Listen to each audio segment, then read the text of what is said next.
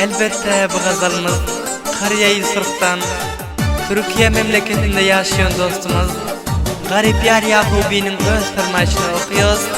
Yavur Hamyab'ın şiiri bilen eşittin sağ olun.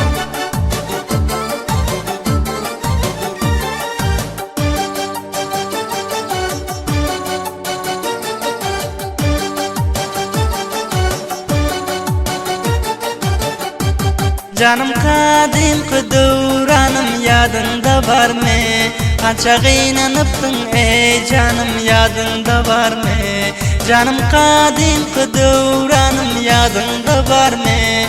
Kança gıynanıptın ey canım yadında var mı? Tehel uzak kaysam den urup canım ilimden. Den ursan men kışlağa baranım yadında var mı? Tehel uzak kaysam den urup canım ilimden. Den ursan men kışlağa baranım yadında var mı? Aldayıp eltinin meni yar yadında var mı?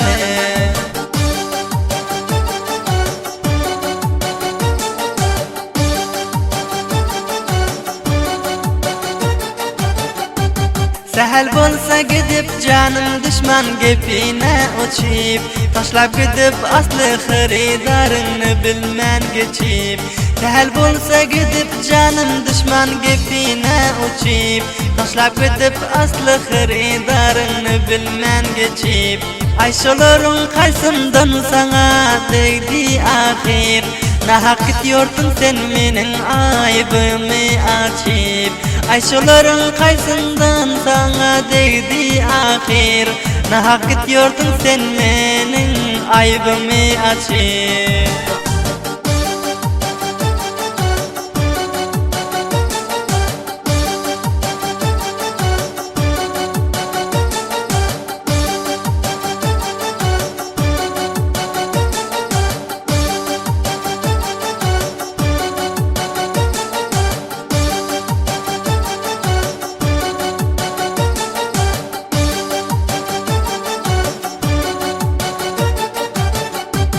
Kulağına ilmez kança nasihatlar edenim Düşmanların bir aydanı menin aydanım Kulağına ilmez kança nasihatlar edenim Düşmanların bir aydanı menin aydanım Uzak kaysam geldi parsam sonra tevil alman Ya rakipler zengur duruyor mu bilse gaydanım Uzak kaysam geldi parsam son tevil alman Ya rakipler zengur duruyor mu bilse gaydanım